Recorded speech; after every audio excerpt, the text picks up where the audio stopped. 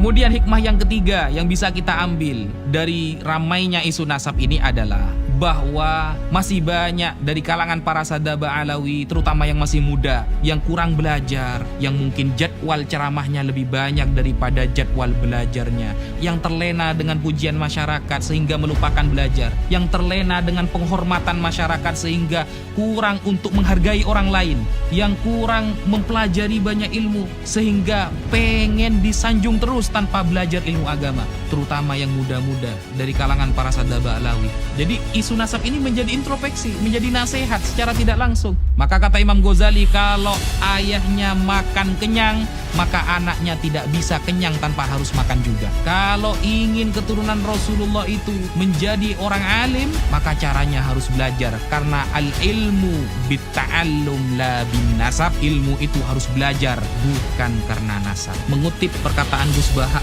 yang pernah beliau lontarkan, habaib wajib kita hormati, tapi lek ngaji kudu belajar dhisik. Habaib wajib kita hormati, tapi kalau mau ceramah, kalau mau ngaji, kalau mau mengajar, ya harus belajar dulu, harus ngaji dulu. Assalamualaikum warahmatullahi wabarakatuh. Waalaikumsalam warahmatullahi taala wabarakatuh. Gus Wafi, selamat datang di Naboy TV dan Robito Alawiyah. Izinkan kami mengajukan beberapa pertanyaan.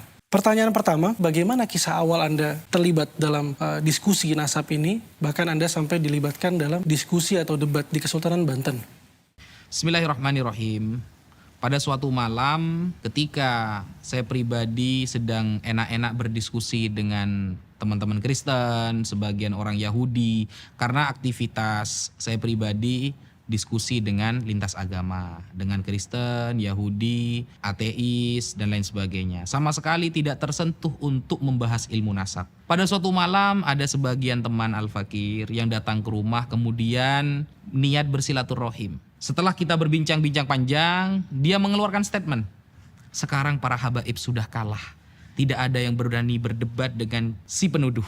Sontak saya kaget. Tentang masalah apa? Ya ini, Ustadz. Tentang masalah yang rame-rame nasab. Bahwa si penuduh sudah membuat sebuah karya ilmiah, sebuah kitab yang meragukan ketersambungan nasab para habaib kepada Rasulullah SAW. Yang pertama kali Al-Fakir pikirkan adalah, loh berarti guru-guru saya salah semua. Baik di Sidogiri ataupun yang lain. Berarti salah semua dong. Yang kedua, berarti Nahdlatul Ulama. Yang isinya banyak para kiai-kiai yang sangat mengagumi para sadaba alawi seperti Kiai Haji Maimun Zubair, seperti Kiai Ahmad Nawawi bin Abdul Jalil, pengasuh Pondok Pesantren Sidogiri, seperti Kiai Abdul Alim bin Abdul Jalil, pengasuh Pondok Pesantren Sidogiri, atau Syekhona Khalil Bangkalan, Kiai Haji Hashim Asy'ari, atau kalau kita mau menggunakan para ulama Nusantara, Syekh Yasin bin Isa Al-Fadani, atau Syekh Muhammad Mahfud bin Abdul Mannan At-Termasi, atau kita banyak sekali yang mengakui para sadaba alawi. Syekh Nawawi Al-Bantani. Syekh Nawawi Al-Bantani ini orang yang alim, allamah. Salah satu kitab yang beliau tulis yang dipelajari seluruh pesantren adalah Nihayatuz Zain fi Irsyadil Mubtadi'in. Beliau mengakui sadaba alawi. Satu pikiran, berarti semua ulama salah dong. Ketika ada orang yang membuat sebuah tesis, karya membatalkan nasabah alawi. Karena curiga dan penasaran, saya minta kitab itu kepada sebagian teman Al-Fakir yang datang ke rumah. Adakah kitab PDF-nya atau Anda memiliki kitab? Lalu dia berikan, ini kitabnya. Berikan saya waktu 1 minggu untuk mempelajari kitab ini. Setelah 1 minggu, insya Allah Al-Fakir akan memberikan statement mengenai kitab tersebut. Ternyata setelah waktu 1 minggu berlalu, banyak Al-Fakir temukan kesalahan.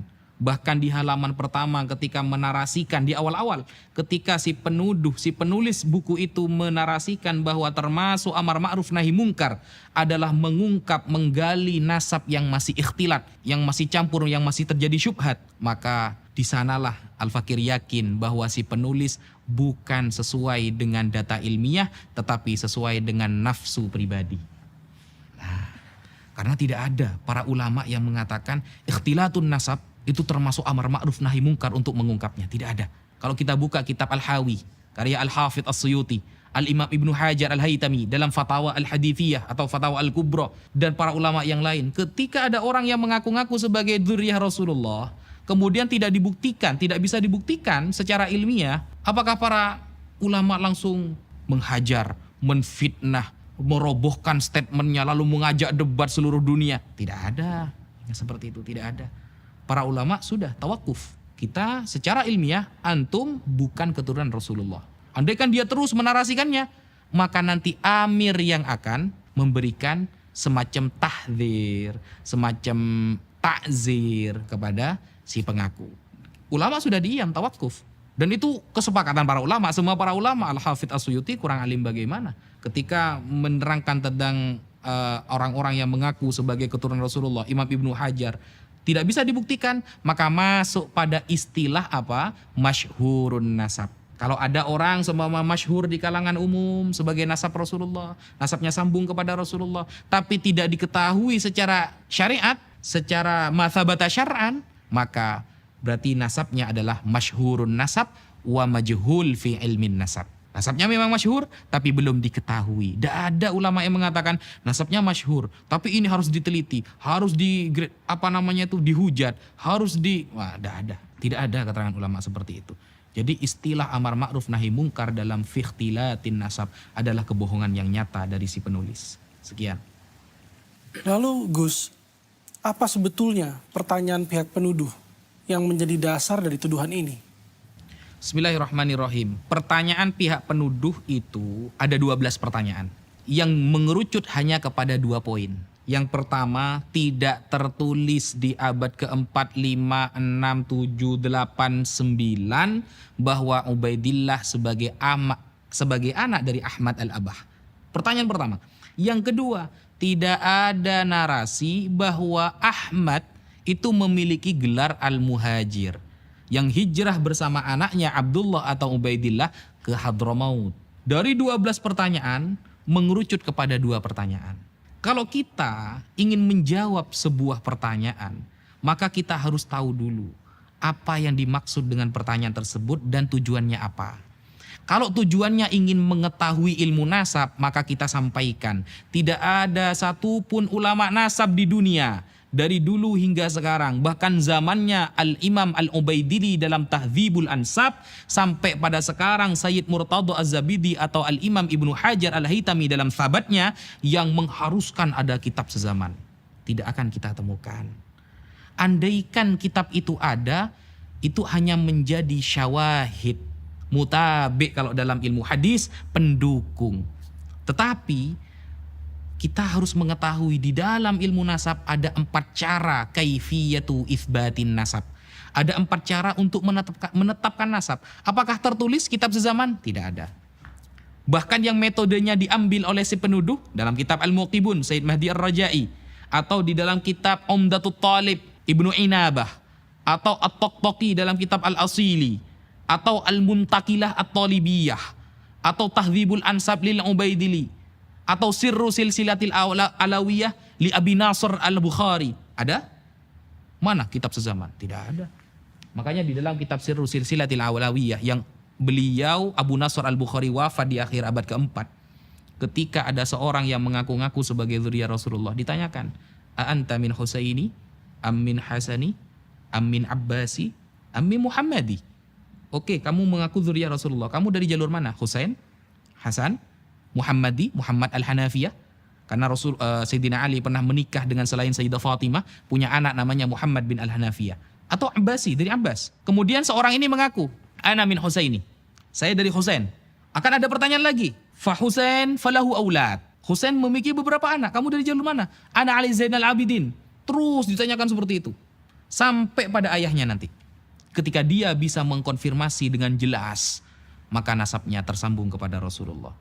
Adakah ulama dulu kalau bertanya, kitab sezamannya mana? Adakah kitab sezaman? Kalau tidak ada, batal nasabnya? Tidak ada. Sampai Dajjal keluar 2 kali gak ada. Gitu. Sehingga pertanyaan seperti itu merupakan ijtihad murni dari si penuduh. Andaikan ada, itu menjadi syawahid, pendukung.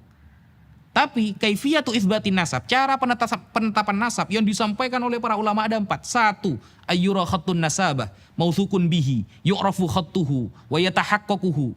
Ada tulisan ahli nasab yang mungkin mengkonfirmasi bahwa dia nasabnya sambung kepada Rasulullah. Selesai. Dan 4 ini kata para ulama adalah turuk, jamak dari torik, bukan syarat. Kalau syarat, satu hilang, hilang semua. Tapi kalau turuk, torik, satu kena, maka kena semua. Nah, satu, tulisan ahli nasab. Dua, ada bayinah syar'iyah. Dua orang saksi yang faham nasab, menetapkan nasabnya dia. Selesai. Tiga, pengakuan seorang ayah. Empat, syuhrah wal istifadah. Manapun yang kena, kena satu. Selesai sebenarnya saudara. Satu, ada tulisan ahli nasab. Sayyid Murtada Az-Zabidi ahli nasab.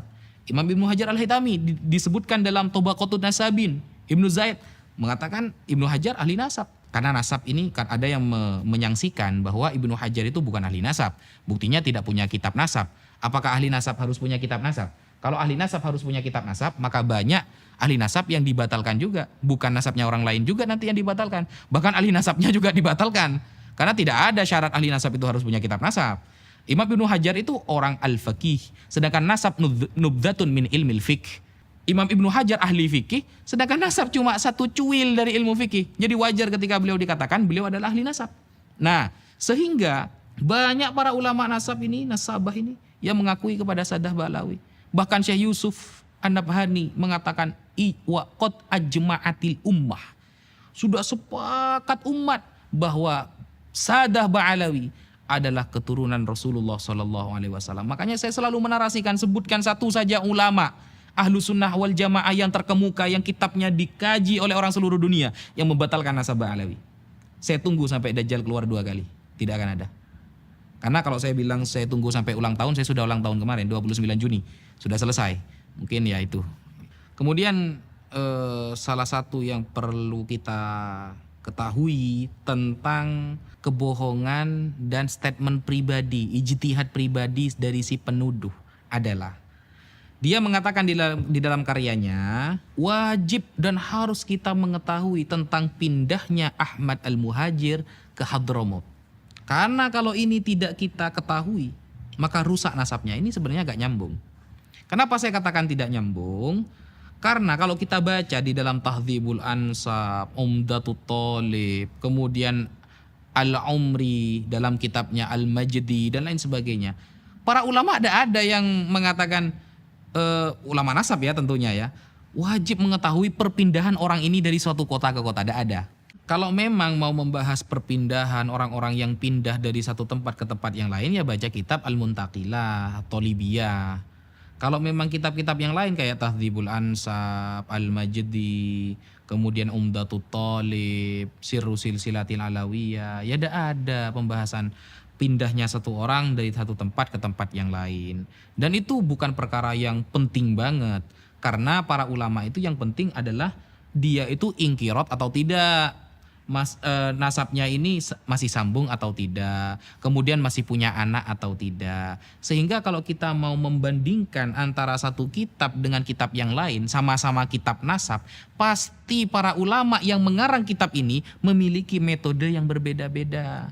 Ada yang khusus menyebutkan orang-orang yang berpindah. Ada kitab yang menyebutkan orang-orang yang tidak ingkirot nasabnya, masih memiliki keturunan yang terkenal saja, yang tidak terkenal tidak dia tulis.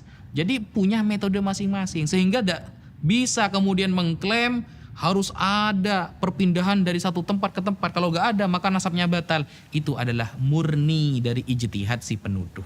Sekian. Terkait dengan banyaknya pengembangan permasalahan di isu nasab ini di luar kitab problematik Syajaratul Mubarakah, apa pertanyaan lain yang antum merasa belum terjawab sejauh ini? Bismillahirrahmanirrahim. Salah satu pertanyaan umum yang tidak ada jawabannya adalah, sebutkan satu saja ulama Ahlus Sunnah wal Jamaah yang masyhur, yang terkenal alamah, yang mungkin karyanya dikaji orang sedunia, yang menafikan, membatalkan nasab para habaib, para Sadah Alawi. Satu saja. Kalau ada satu ulama Ahlus Sunnah yang membatalkan atau menafikan, itu akan menjadi referensi kuat bagi si penuduh. Ternyata sampai detik ini tidak disebutkan satupun ulama Ahlus Sunnah baik dulu maupun sekarang yang membatalkan, menafikan atau mengoreksi atau mengkritik para Sadah Ba'alawi. Tidak ada. Nasab para Sadah Ba'alawi. Yang pertama. Yang kedua, Sebutkan satu saja ulama yang cara mengkritik nasabnya seperti yang dilakukan oleh si penuduh. Dengan tajassus, tangkib, atau qadah sampai taraf mencaci. Karena Rasulullah SAW bersabda ada dua perkara yang dapat menyebabkan kafir. Yang pertama adalah at-ta'an fin nasab. Ketika si penuduh mengatakan dalam karyanya bahwa ikhtilatun nasab, tercampurnya nasab ini membuka atau menggali nasab yang masih syubhat termasuk amar ma'ruf nahi mungkar, maka sejatinya dia bukan sedang melakukan nahi mungkar ataupun amar ma'ruf, tapi dia sedang menuju kekafiran. Kenapa? Al-Imam Al-Munawi dalam Faidul Qadir mengatakan termasuk at-ta'an fin nasab adalah binahwil qadah fi nasabiman qad thabata syar'an. Jadi termasuk ta'an fin nasab adalah orang yang mencaci, mengkritik, tajassus. Bisa dilihat juga di dalam kitab Raudhatul Talibin Al-Imam Al-Nawawi bahwa tajassus, tangkib dan lain sebagainya, menggali-gali, mencari kesalahan dan mengkritik habis-habisan, itu Imam Munawi menyebutkan itu juga termasuk menyebabkan kekafiran si penuduh. Karena tidak ada satupun ulama ahlu sunnah yang cara mengeritik dan menggali nasab seperti yang dilakukan si penuduh. Tidak akan pernah ketemu.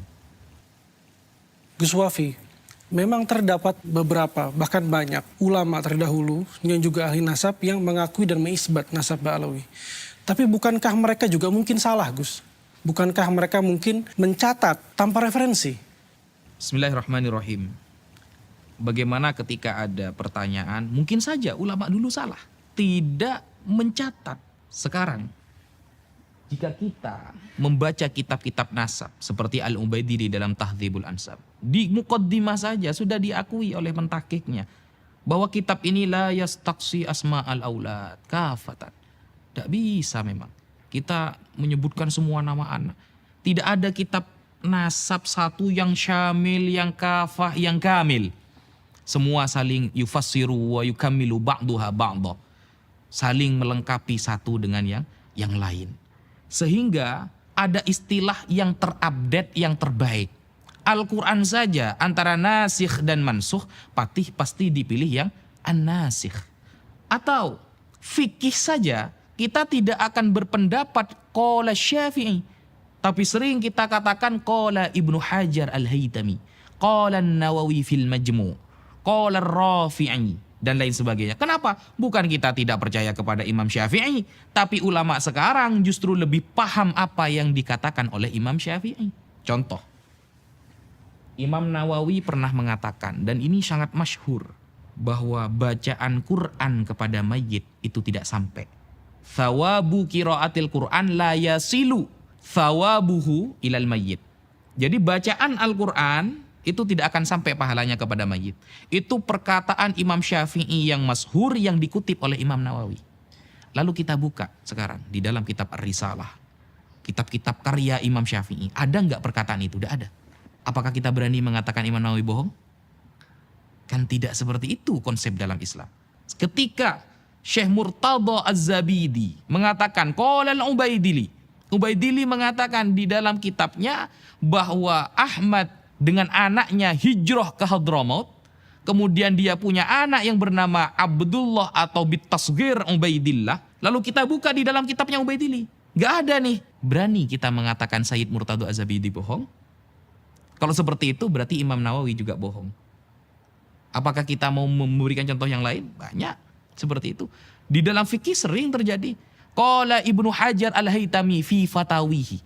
Ibnu Hajar Al-Haytami mengatakan di dalam fatwanya bahwa derajat para dzurriyyah Rasulullah itu dzatiyah, bahwa derajat para ulama itu aridi, ilmu, sesuatu yang baru datang. Kalau dzurriyyah Rasulullah itu murni di dalam tubuhnya. Lalu kita buka di dalam fatwanya Imam Ibnu Hajar nih, mana kok ada gitu. Berani kita mengatakan ulama yang mengutip itu bohong? Nah, ilmu itu kan memang butuh sanad, tapi sesuai dengan konfirmasi ulama. Bukan hanya mengatakan al-isnadu minad din laulal isnad laqala masya, tapi tidak sesuai dengan praktik dari para ulama. Tidak ada ulama satupun yang ketika melihat ada orang yang mengaku-ngaku sebagai dzurriyyah Rasulullah lacak, nasabnya tidak ketemu, lalu dia menghujat habis-habisan, mentajassus, mentangkip dada. Seperti itu. Itu contoh saja. Lalu apa pendapat Anda, Gus, ketika banyak orang atau sebagian orang meyakini bahwa sekelas ulama Said Murtada Az-Zabidi berbohong dalam kitabnya?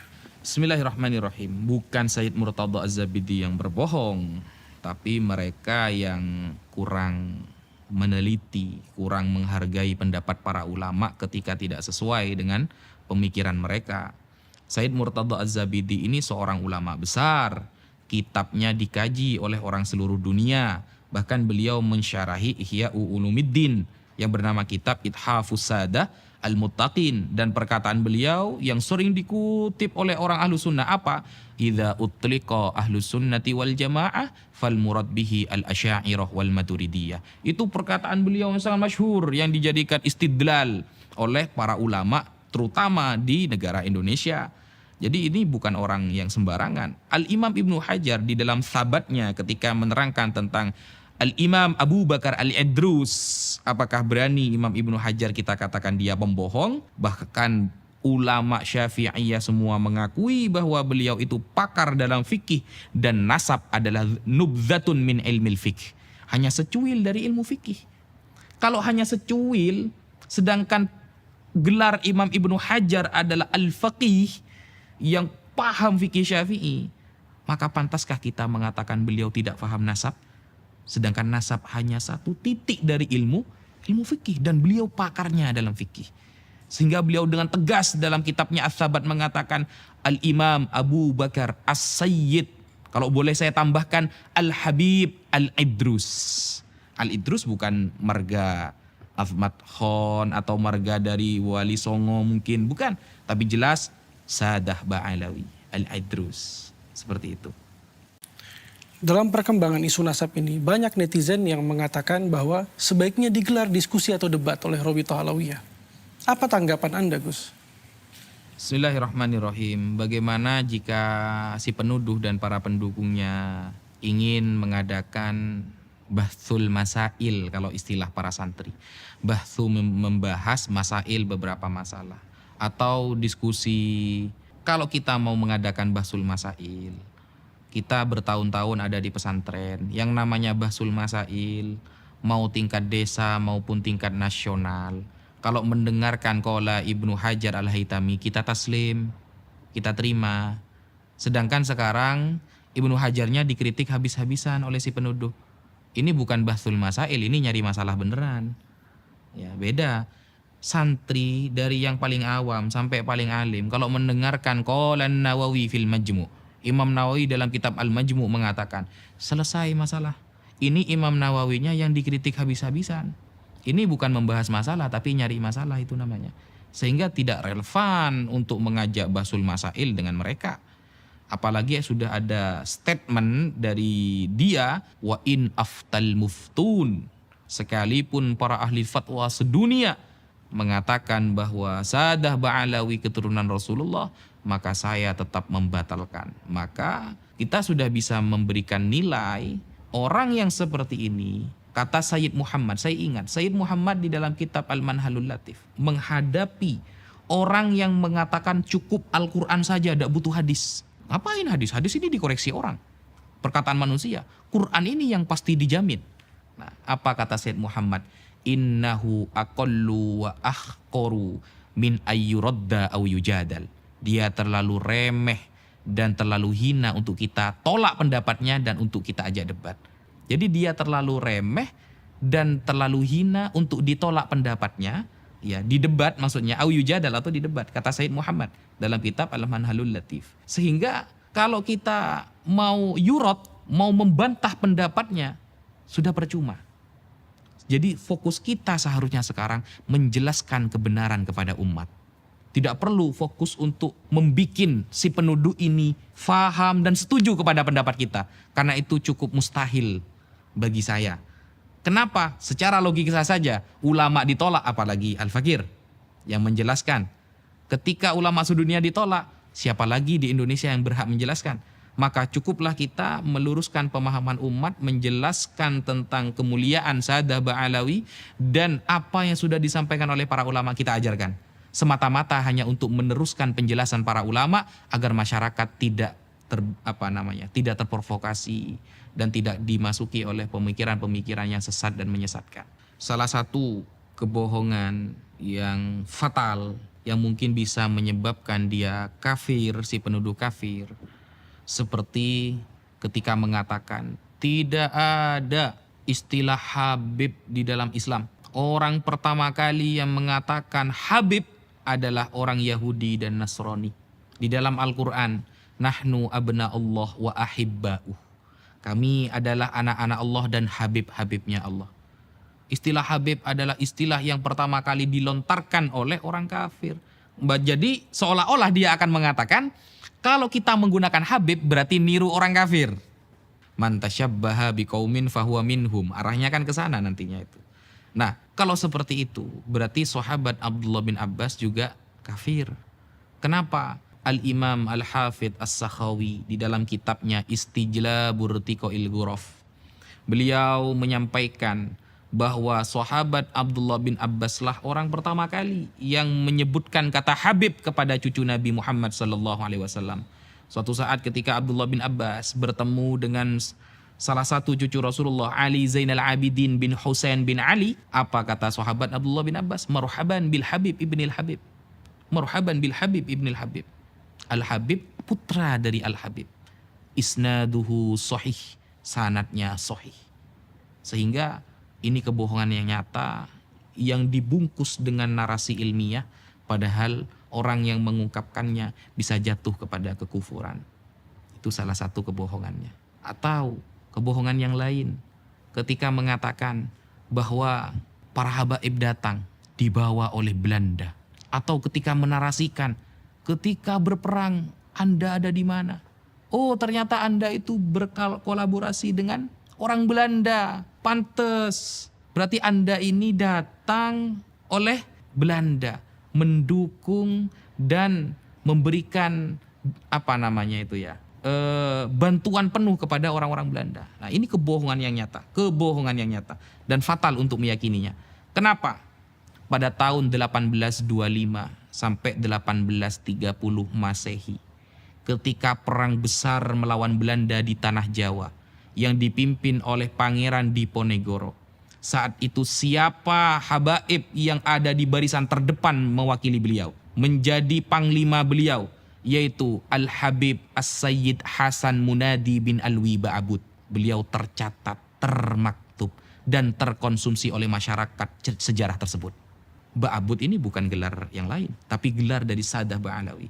Atau ketika perang di Palembang, sehingga Palembang tumbang waktu melawan Belanda, siapa yang ada di depan yang membantu Sultan Badaruddin sebagai Sultan Palembang ketika itu? Al-Habib Muhammad Umar As-Segaf. Dan yang akhirnya beliau, Umar bin Muhammad As-Segaf ini akhirnya menjadi mantu beliau. Dan ketika kerajaan Palembang tumbang saat itu, beliau dan Sultan Badaruddin dibuang oleh Belanda ke Ternate sampai wafat di sana. Apakah itu namanya mendukung Belanda? Sehingga sejarah-sejarah seperti itu perlu untuk kita ungkapkan, sehingga kita bisa lebih melihat, melek akidah, melek sejarah, dan melek Ahlus Sunnah wal Jamaah. Kemudian ada narasi dari si penuduh ketika sudah mulai ada di pojok dan tidak bisa menjawab semua statement yang kita ajukan, lari kepada tes DNA. Tes DNA ini kalau kita bahasa Arabkan namanya Al-Basmah Al-Wirathiyah. Itu tes DNA yang dapat diambil manfaatnya dalam beberapa hal saja. Contoh seperti masalah lakit, anak yang hilang hasil nemu ya. Mungkin nanti gennya dilihat dari mana. Tapi kalau untuk itsbatun nasab, sebutkan satu saja ulama Ahlus Sunnah wal Jamaah yang ada di dunia ini yang mengatakan tes DNA bisa untuk itsbatun nasab. Kalau kita dikatakan, oh kamu tidak mau sama teknologi. Teknologi, kita lihat dulu teknologi ini. Kalau ini masuk kepada kajian fikih, maka tidak boleh menggunakan teknologi apapun sesuai perspektif pribadi. Tapi harus konfirmasi dari para ulama fikih. harus validasi dari para ulama fikih. Jangankan tes DNA, yang kita pegang setiap hari, HP. HP ini dibahas oleh para ulama fikih. Ketika arahnya kepada kebaikan menjadi pahala, maka ketika arahnya kepada mudarat maka menjadi dosa. Jadi apapun yang konsepnya menyentuh kepada ilmu fikih, apapun yang perkara itu menyentuh kepada ilmu fikih, kita punya rujukan, namanya ulama fikih. Ulama fikih yang sekarang, yang kontemporer seperti Syekh Wahbah Az-Zuhaili dan lain sebagainya, itu kita bisa jadikan rujukan. Ternyata juga pernah dibahas pada tahun 2010 di Mekah. Kongres Fikih Islam yang datang gak sedikit, ulama banyak. Dan saat itu dunia sudah penuh dengan teknologi, sudah banyak era globalisasi. Ketika itu sudah ada handphone, sudah ada laptop dan lain sebagainya. Nah, apakah mereka setuju? Oh, ternyata tidak. Ketika nasabnya sudah ditetapkan oleh nasabah secara syar'i, maka haram menggunakan tes DNA. Al-basmah ul-athira itu haram. Bahkan masuk kepada tuduhan yang dapat mencederai pilar-pilar Islam. Salah satu tujuan Islam adalah hifdzul irdi, menjaga nama baik seseorang. Kalau ada orang menggunakan tes DNA padahal sudah ditetapkan secara ilmu fikih bahwa nasabnya sambung kepada Nabi, berarti dia sudah melanggar hifdzul irdi, menjaga nama baik seseorang. Berarti kan dia sedang mencela. Nah, kalau sedang mencela, Imam Nawawi mengatakan dalam Faidul Qadir, binahwil qadah fi nasabiman sabata syar'an, berarti termasuk ta'an fin nasab. Ketika sudah ditetapkan oleh fikih, nasabnya sambung kepada Nabi, ternyata tetap dicari kesalahannya digali, termasuk ta'an fin nasab, mencela nasab orang. Kalau sudah termasuk mencela nasab orang, maka yusabbibu kufron, dapat menyebabkan dia menjadi kafir. Ini keterangan para ulama. Saya tidak murni berpendapat sesuai pribadi, tapi yang Al-Fakir sampaikan semua dari para ulama. Sekian, terima kasih. Baik Gus Wafi, tapi bukankah banyak pendapat yang mengatakan di internet bahwa sudah banyak yang diakui sebagai keturunan Nabi Muhammad SAW berdasarkan hasil tes DNA? Oke, bismillahirrahmanirrahim. Banyak di internet yang nasabnya diakui dengan menggunakan wasilah basmah wirofiyah, tes DNA. Tes DNA itu satu yang disebutkan biasanya yang sering digaungkan J1. J1 berarti daerah Mekah, Arab, suku Arab seumpama. Nah, ini suku Arab yang mana? Abu Jahal, Abu Lahab juga Arab. Jangan-jangan itu Abu Lahab, Abu Jahal. Kalau Mesir mana? Fir'aun nanti. Kan susah juga kita. Tidak mungkin tes DNA itu langsung menyebutkan keluar Nabi Muhammad SAW. Tidak ada. Hanya halogram. Itu pun bisa diedit-edit. Yang dari J1 menjadi Z7 juga bisa. Sehingga ilmu fikih itu lebih mementingkan sebuah konsep atau dalil yang nanti dalil ini menuju kepada dhon. Selagi dalil ini tidak menuju kepada dhon, masih waham, prasangka kecil yang tidak kuat, atau syak 50-50, maka fikih tidak akan pernah mengambil sebuah ilmu tersebut. Meskipun teknologinya canggih, tapi tidak bisa yartaki ila dhon, ya, menguatkan kita kepada dhon ini adalah keyakinan 80-90%. Jadi syarat alat elektronik atau teknologi itu masuk dan disahkan oleh para ulama fikih bisa menyampaikan kepada dhon. 80-90% keyakinan bahwa itu benar. Sedangkan tes DNA, jangankan 80%, 50-50 saja masih diperselisihkan. Termasuk juga kebohongan yang diutarakan oleh si penuduh adalah bahwa yang pertama kali menggelari Abdullah sebagai anak dari Ahmad adalah Ubaidillah yang sekarang diklaim sebagai kakek-kakek dari Sadah Ba'alawi. Itu terlontar oleh ucapan Al-Habib Ali As-Sakran. Jadi si penuduh mengatakan Habib Ali As-Sakran yang pertama kali menafsiri Abdullah adalah Ubaidillah. Nah, ini sudah merupakan kebohongan yang sangat nyata. Mengapa? Karena sebelum Habib Ali As-Sakran menyampaikan demikian, itu juga sudah ada yang mengatakan bahwa Abdullah ini merupakan Ubaidillah dan itulah kakek-kakek para Sadah Ba'alawi yang sekarang. Contohnya seperti di dalam kitab Jauharus Syafaf. Nah, hari demi hari dengan barokah doa para ulama dan para habaib, banyak kita temukan manuskrip dan kitab-kitab yang bisa dibuat untuk validasi kevalitan nasab para habaib tersambung kepada Rasulullah SAW. Salah satu kebohongan juga adalah ketika si penuduh dan para pendukungnya menyampaikan terputusnya nasab Saddah Ba'alawi dan menggunakan referensi dari Dr. Al-Khalidar. Dr. Al-Khalidar ini adalah sebuah doktor yang kerjanya arsitek, ya, bukan nasabah. Jadi mereka lebih percaya kepada Al-Khalidar daripada Imam Ibnu Hajar Al-Haytami, daripada Syekh Yusuf An-Nabhani yang notabene-nya ulama beneran, memang pakar di bidangnya, As-Samarqandi dan lain sebagainya. Ini kan sangat lucu. Lalu dia mengatakan Syekh Al-Khalidar ini nasabah seumpama. Ini kebohongan yang sangat nyata. Dia itu dokter arsitek. Coba kita lihat kalau kita sama-sama menggunakan hujah lewat internet, siapa Al-Khalidar itu?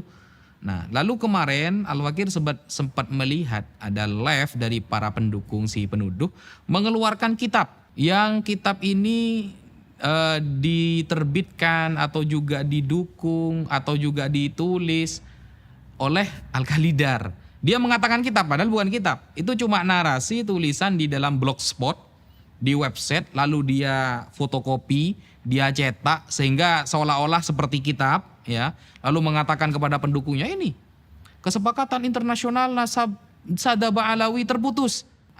Al-Fakir lihat kitab itu.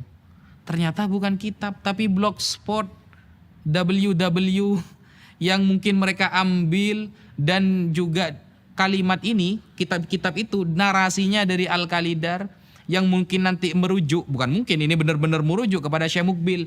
Padahal Syekh Mukbil sendiri sudah merujuk pendapatnya. Dan kalau memang mau membatalkan nasab Saddah Ba'alawi menggunakan Al-Khalidar atau menggunakan Murad Syukri atau menggunakan Syekh Mukbil, maka harus jujur. Karena yang dibatalkan banyak, termasuk Syekh Abdul Qadir Al-Jilani juga dibatalkan nasabnya. Sedangkan si penuduh tidak konsisten. Percaya kepada tuduhan Saddah Ba'alawi tapi tidak mempercayai tuduhan pada Syekh Abdul Qadir Al-Jilani. Sehingga mungkin karena Syekh Abdul Qadir Al-Jilani nantinya akan dia jadikan sebuah proyek tersambungnya nasab Wali Songo ke sana. Dia sudah mewanti-wanti dulu tidak membatalkan yang ini, padahal semuanya dibatalkan. Al-Ahdal juga dibatalkan. Jadi contoh-contoh seperti si penuduh ini sebenarnya dulu sudah ada. Bahkan sekelas Imam Syafi'i yang jaraknya cuma 150 tahunan dengan masa para sahabat. Imam Syafi'i pernah diragukan apakah beliau Bani Quraisy apa bukan. Jadi contoh-contohnya sebelumnya sudah memang ada. Bahkan di Al-Quran yang mengatakan Rasulullah SAW abtar, itu siapa? Orang-orang kafir. Jadi kalau kita mengemban sanad, menyampaikan sanad para ulama bahwa Saddah Ba'alawi itu adalah cucu Rasulullah SAW, sedangkan mereka para pembatal secara tidak langsung mereka mengemban sanad-sanad orang-orang kafir yang sudah mengatakan Rasulullah tidak punya keturunan. Seperti itu. Itu salah satu kebohongan yang nyata yang disampaikan. Kemudian kebohongan ilmiah yang disampaikan oleh si penuduh. Ketika mengutip sebuah dalil pasti akan dikutip sebagian. Pasti dikutip sebagian. Contoh seperti kitab Al-Ifadah yang terkenal ditulis oleh Syekh Ibrahim Mansur. Ya, kalau nggak salah Syekh Ibrahim Mansur itu di sana metodenya dipakai tapi isbatnya nggak dipakai. Jadi kitab Al-Ifadah itu menerangkan tentang fisyuhrah wal istifadah, dan beliau secara nyata mengatakan Saddah Ba'alawi itu keturunan Rasulullah. Metodenya dipakai tapi isbatnya gak dipakai. Ini kan sangat lucu sekali. Sama dengan Rasulullah SAW menyampaikan sebuah hadis, innamal a'malu binniyati wa innamal likulli imri'in ma nawa faman kanat hijratuhu ilallahi wa rasulih. Dipakai hadisnya, tapi dia tidak pernah mempraktekannya, kan sama-sama seperti itu. Nah, sehingga hal-hal seperti ini adalah namanya kecurangan ilmiah. Sebagian dikutip, tapi yang isbatnya gak dikutip. Itu namanya kecurangan ilmiah. Dan ini tidak boleh terjadi dalam dunia perdiskusian. Nah, kemudian kebohongannya apa lagi?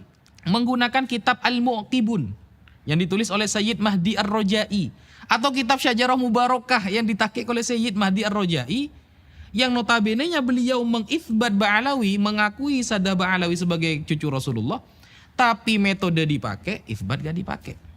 Giliran dijelaskan langsung, padahal Syed Mahdi Ar-Rojai itu yang lebih paham kitab Syajarul Mubarakah. Jauh sebelum si penuduh itu tahu kitab tersebut. Bahkan yang mentahqiq jauh sebelum si penuduh itu mempelajari kitab tersebut. Dan sudah mengecek jauh sebelum si penuduh belum mengecek kitab tersebut. Kitabnya dipakai, metodenya dipakai, tapi isbatnya mereka hilangkan. Isbatnya tidak mereka akui. Nah, ini kan sebenarnya kita sudah mengetahui bahwa narasi-narasi ilmiah itu tidak ada. Ayo kita ilmiah, itu sudah kebohongan publik yang sangat nyata.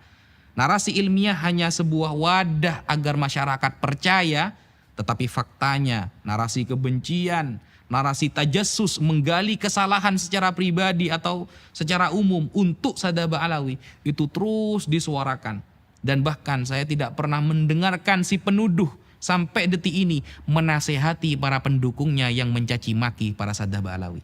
Seharusnya kalau memang dia merasa ilmiah, kalau memang benar-benar ingin mengkaji, maka dia juga mengeluarkan statement, jangan mencaci maki, jangan melakukan hal-hal yang di luar syariat untuk mengklaim para Sadaba Alawi. Tapi apa kenyataannya? Malah didukung. Semua para pencaci maki dari netizen, kalangan orang awam yang sudah terprovokator, yang sudah percaya pada statementnya, semakin hari semakin merajalela. Sesuatu yang keluar dari lisannya adalah sebuah fitnahan dan tuduhan yang tidak berdasar. Apakah si penuduh menasehati atau mengatakan tujuan kita itu ilmiah? Oh tidak, malah didukung dan tambah dikompor-kompori. Sehingga dari sana kita sudah mengetahui bahwa narasi ilmiah, background dengan di wadah ilmiah itu sebenarnya tidak pernah ada. Mungkin itu yang bisa saya sampaikan. Gus Wafi, ada salah satu fenomena menarik belakang ini bahwa ada salah satu narasumber utama yang membatalkan nasab Bang Alawi di sosial media atau di podcast-podcast secara umum, namun kami tidak mendapati namanya. Kami juga tidak mendapati backgroundnya. Sebut saja Pak Guru atau mohon maaf, sebut saja Pak Gembul misalnya. Apa pandangan Anda terkait fenomena seperti ini? Oke, Pak Gembul ini salah satu orang yang pernah Al-Fakir bantah statementnya sekitar 1 atau 2 tahun yang lalu. Beberapa kali Al-Fakir melihat statement yang keluar yang dijadikan istidlal, sebuah dalil oleh dia, selalu kacau dan rancu. Sehingga Al-Fakir punya 3 poin mengenai Pak Gembul ini. 1, dia tidak pernah belajar agama secara sistematis. 2, dia tidak pernah ada di pesantren ya, yang mungkin pesantren itu sudah terkenal dengan Ahlus Sunnah wal Jamaah, karena kita bisa menilai itu dari statementnya. Yang ketiga, dia sering menambah-nambah hadis dan keterangan para ulama dengan pemikiran sendiri. Contoh, suatu saat sekitar 1 tahun yang lalu atau lebih, dia mengatakan bahwa pada suatu saat Rasulullah dan para sahabat mengizinkan orang-orang Nasrani untuk melakukan ibadah di Masjidil Haram atau di Masjidil Nabawi. Mengizinkannya itu selama 3 jam kata dia. Bayangkan, ini perkataan Rasulullah lalu ditambah-tambahi, ini kan sudah fatal sebenarnya. Kita saja tidak berani menambah-nambahi apa yang disampaikan Rasulullah. Andai kan ada keterangan, maka kita akan memberikan keterangan bahwa ini murni dari penjelasan kita dan ini adalah isi hadisnya. Padahal dia ingin menerangkan kepada umat bahwa tidak usahlah kita terlalu fanatik buta kepada Islam. Kita toleransinya itu ya dahulukan. Buktinya Rasulullah saja mengizinkan orang-orang Nasrani sholat di Masjid Nabawi kok. Selama 3 jam kata dia. Hadis yang dia pakai itu hadis mungkote. Hadis mungkote yang mu'dol. Hadis mu'dol ini 2 perawinya hilang sekaligus atau berurut. Sehingga tidak bisa la yuhtajju bihi. Tidak bisa dijadikan hujah. Dan dia berhujah dengan ini. Dan tidak ada satupun ulama Ahlus Sunnah yang terkenal menggunakan hadis ini sebagai hujah pembolehan ibadah di masjid. Ibadah di masjid. Bukan masuk masjid. Kalau masuk masjid, kita baca kitab-kitab lintas mazhab, ulama berbeda pendapat. Ada yang melarang secara mutlak, ada yang memperbolehkan. Tapi kalau ibadah di masjid, orang kafir yang ritualnya adalah mensyirikkan Allah, maka para ulama tidak membolehkan. Ini kan sudah ngawur. Berarti dia tidak pernah belajar kitab hadis. Tidak pernah belajar ilmu hadis. Kemudian tentang nasab, dia mengatakan begini. Sayyidah Fatimah tidak memiliki privilege, kata dia. tidak memiliki keutamaan yang dihususkan sehingga Rasulullah mengatakan lau kanat binti Fatimah saraqat laqata'tu yadaha. Andaikan Fatimah yang mencuri, aku akan memotong sendiri tangannya. Ini menunjukkan bahwa Fatimah saja tidak punya kemuliaan. Biasa-biasa saja, sesuai standar saja. Apalagi yang nasabnya jauh di bawah Fatimah seperti kalangan para habaib. Nah itu dia menyampaikan seperti itu. Dia lupa, kayaknya dia tidak pernah khatam membaca Al-Quran. Padahal ahlul kisah itu jelas tertulis di dalam Al-Quran. Allah Subhanahu wa taala berfirman, "Innama yuridullahu liyudhhiba 'ankumur rijsa ahlal baiti wa yutahhirakum tathira." Kita buka di dalam kitab tafsir Ibnu Katsir Ad-Dimashqi, tafsir Al-Qurtubi, tafsir Ad-Durrul Mansur fit Tafsir bil Ma'thur Al-Imam As-Suyuti atau tafsir yang lain. Maka di sana maksudnya adalah Ali, Husain, Hasan dan Fatimah. Menunjukkan berarti beliau memiliki kekhususan.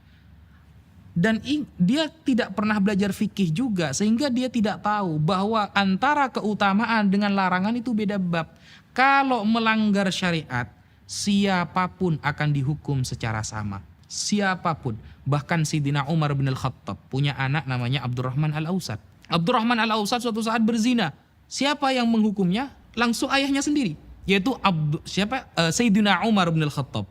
Dihadapkan di depan masyarakat, dicambuk 100 kali.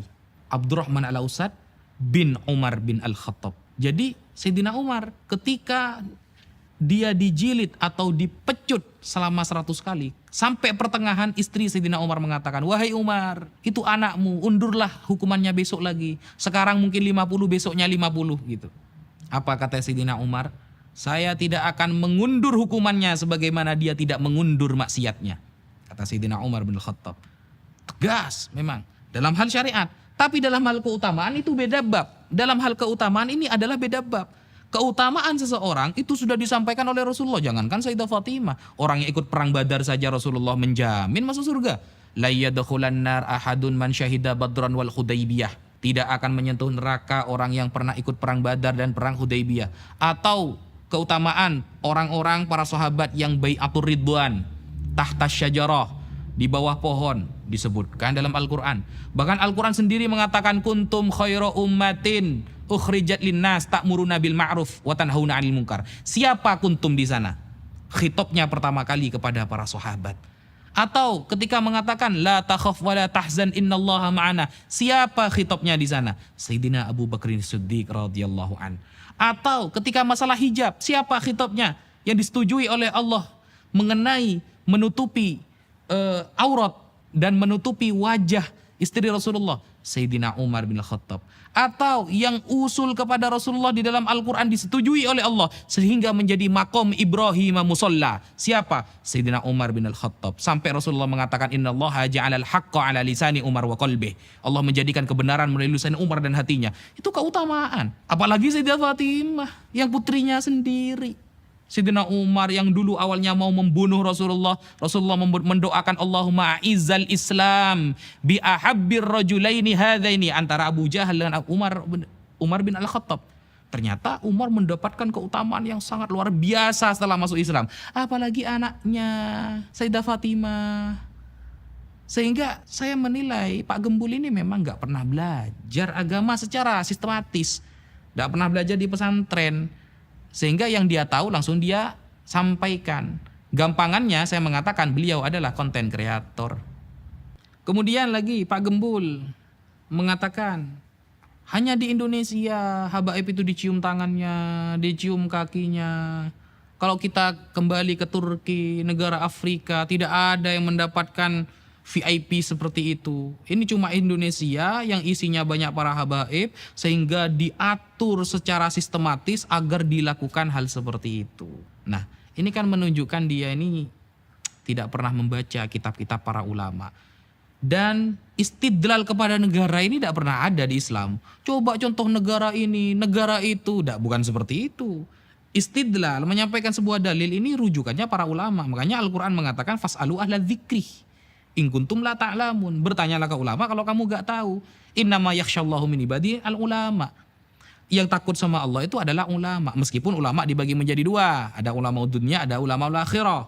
Nah, kalau para ulama sekelas Al-Imam Ibnu Hajar Al-Haytami, sangat menghormati para habaib, bahkan berguru. Bahkan di dalam kitab Ithafus Sadah Al-Muttaqin, Syarah Ihya Ulumuddin yang ditulis oleh Sayyid Murtada Az-Zabidi, sanad hadisnya itu sambung kepada seorang Sadah Ba'alawi. Nah, apakah itu sistematis sehingga kita menghormati dengan berlebihan? Oh tidak. Kalau dia memang pernah membaca sejarah Islam, Imam Muslim ketika bertemu dengan Imam Al-Bukhari, bayangkan, ini bukan keturunan Rasulullah. Imam Muslim ketika bertemu dengan Imam Al-Bukhari di Mekah, ketika itu tawaf. Pengarang kitab Sahih Muslim dan Sahih Bukhari. Sahih Bukhari kitab tersoheh setelah Al-Quran. Ya, itu narasi para ulama yang sudah masyhur di kalangan kita. Ketika bertemu Imam Muslim langsung datang mendekati Imam Bukhari dan mengatakan, "Da'ni hatta uqabbila rijlak." Biarkan saya mencium kakimu, ya ustadzal ustadzin. Wahai ustadznya para ustadz. Apakah Imam Bukhari mengatakan, udah boleh syirik, udah boleh ini? Tidak seperti itu. Mau adu hadis dengan beliau yang mengarang kitab Sahih Bukhari, mau adu hadis dengan beliau yang mengarang kitab Sahih Muslim, kita siapa? Bahkan kita Arba'in Nawawi aja dah hafal. Apakah ada ulama yang lalu mengeritik Imam Muslim mencium kaki Imam Bukhari? Oh, Imam Muslim ini melakukan kesalahan, terlalu menghormati. Siapa kita? Itu adalah ustadzal ustadzin, gurunya para guru. Kalau Imam Bukhari saja disebut ustadzal ustadzin, Imam Muslim yang muridnya bagi kita itu juga khairu ustadzil ustadzin. Sebaik-baiknya ustadznya para ustadz. Kenapa? Sebab beliau kita tahu hadis Rasulullah, sebab beliau kita tahu sanad hadis Rasulullah, dan sebab beliau kita bisa mendapatkan berkah dari ungkapan-ungkapan dan fi'lu Rasulullah sallallahu alaihi wasallam. Jadi saya kira Pak Gempul ini kurang banyak baca, kurang banyak belajar. Mungkin dia baru menemukan sebuah statement yang dia baca dan masuk akal bagi dia, lalu dibuatlah video tanpa ditashih, tanpa disodorkan dulu kepada para ahli sebelum membuat video. Seperti itu. Dan apakah dia bisa dijadikan rujukan dalam masalah nasab?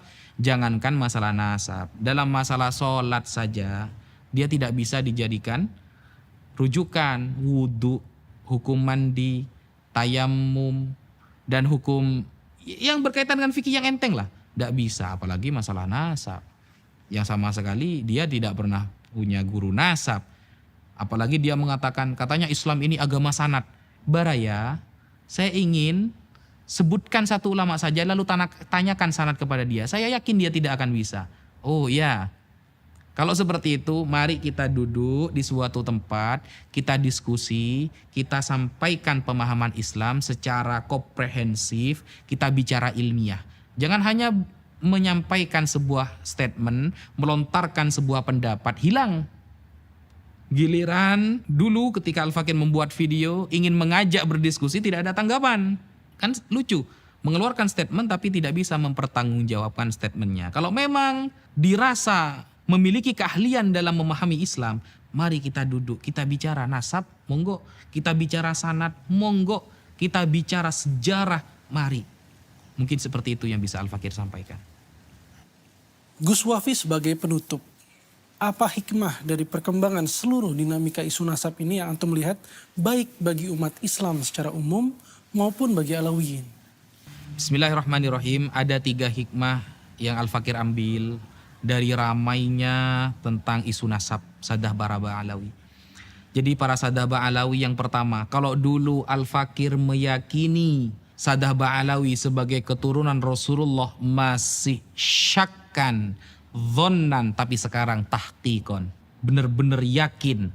Karena secara tidak langsung Al-Fakir banyak membaca kitab-kitab nasab dan puluhan bahkan ratusan para ulama yang terkemuka menetapkan Ba'alawi sebagai keturunan Rasulullah. Kalau dulu masih mungkin remang-remang, kata orang para habaib ini adalah keturunan Rasulullah, tapi sekarang sudah tahqiq, sudah semakin yakin seyakin-yakinnya. Itu hikmah yang pertama. Hikmah yang kedua adalah kita bisa tahu bahwa sabda Rasulullah ribuan tahun yang lalu, berapa abad yang lalu Rasulullah mengatakan, inni la akhsha alaikum an tusyriku ba'di. Aku tidak khawatir kalian akan syirik berjamaah setelah aku mati. Jadi kalau ada orang bilang dikit-dikit syirik, dikit-dikit haram, itu sudah salah. Karena Rasulullah tidak pernah khawatir umatnya akan syirik berjamaah. Rasulullah akan selalu mengatakan bahwa umatnya semakin hari semakin banyak. Bahkan Rasulullah itu fa'alaikum bisawadil a'zam, kalau kalian terjadi banyak ikhtilaf, fa idza ra'aitum ikhtilafan katsira, ketika kalian melihat banyak ikhtilaf, fa'alaikum bisawadil a'zam, maka pilihlah yang mayoritas. Maksudnya mayoritas para ulama. Berarti kan menunjukkan Rasulullah yakin bahwa umat Islam akan menjadi mayoritas, akan semakin besar. Nah, tetapi kata Rasulullah, walakin akhsya alaikumud dunya. Tapi yang aku khawatirkan atas kalian, wahai para umatku, adalah dunia. Antanafasu fiha fataktatilu. Kalian berlomba-lomba mencarinya sampai saling mencaci, membunuh, dan lain sebagainya.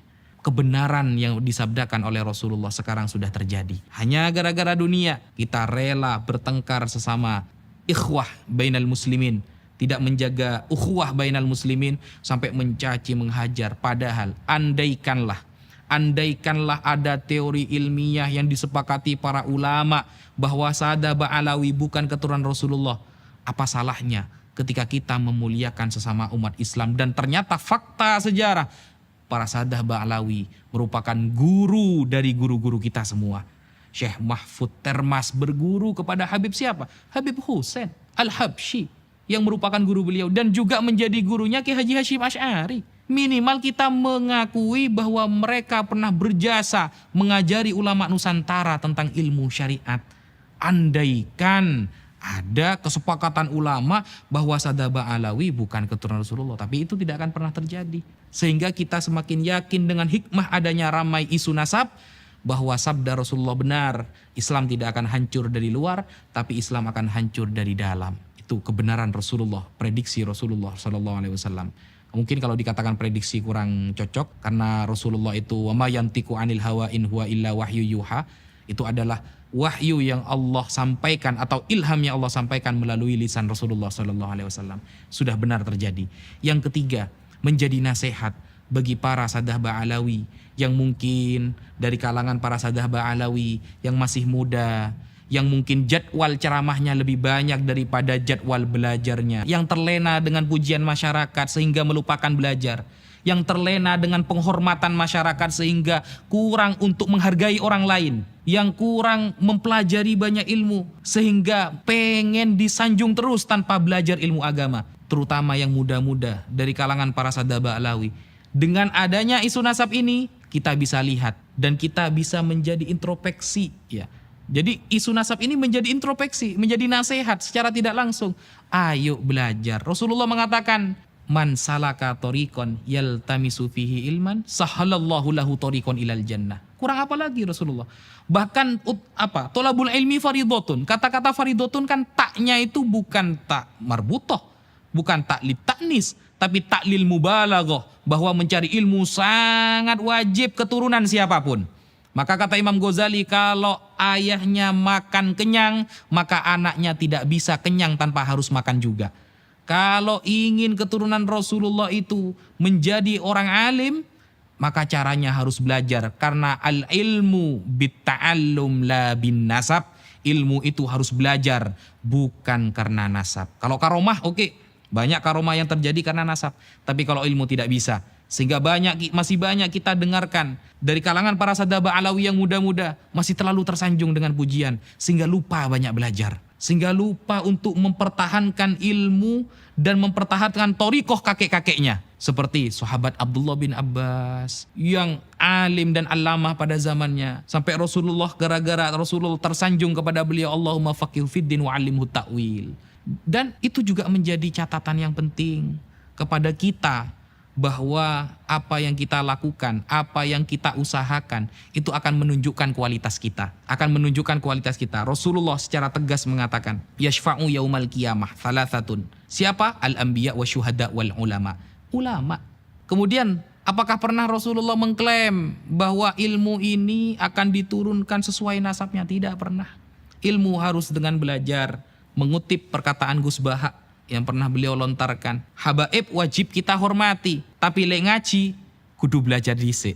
Habaib wajib kita hormati, tapi kalau mau ceramah, kalau mau ngaji, kalau mau belajar, mengajar, ya harus belajar dulu, harus ngaji dulu. Makanya Kiai Haji Maimun Zubair, tetap kita wajib menghormati para Sadah Ba'alawi, baik yang muda maupun yang sudah sepuh, apalagi yang sudah selevel ulama. Tetapi untuk mengikuti pendapatnya, tunggu dulu. Kalau di luar syariat Islam, maka kita tidak boleh mengikutinya. Ada para sadah Ba'alawi contohnya terpapar faham Syiah seumpama. Kita tidak boleh mengikuti, tapi di sisi lain kita wajib menghormati. Sampaikan kebenaran. Al-Fakir ketika menemukan para habaib yang akhlaknya kurang baik di masyarakat, maka menjadi kewajiban Al-Fakir untuk menegur dia sampai dia sadar bahwa dia sedang melakukan kesalahan. Ya Habib, antum adalah panutan kami. Kalau antum seperti itu, maka kami bagaimana Habib? Maka wajib bagi kita, karena kita memang cinta, ketika melihat istri kita bermaksiat, apakah kita membiarkan? Kita melihat istri kita bermaksiat, anak kita bermaksiat, lalu kita mengatakan, sudahlah itu anak saya, bagaimanapun itu anak saya. Itu tidak bisa, itu bukan cinta.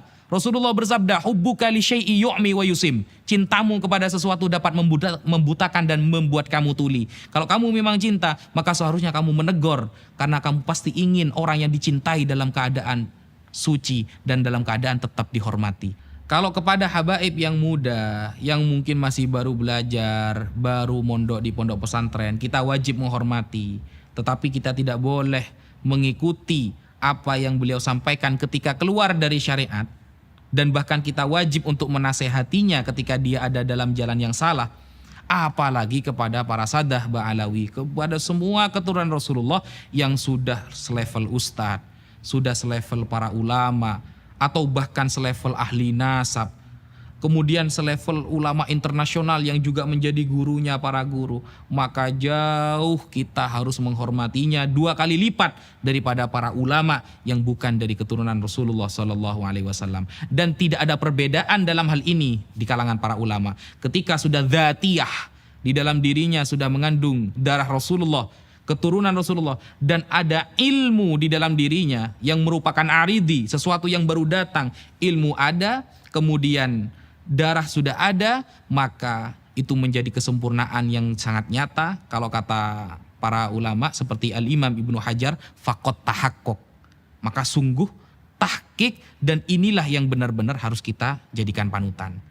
Terakhir, yang disampaikan oleh Al-Fakir ingin memberitahukan pesan yang pernah disampaikan oleh sahabat Abdullah bin Mas'ud.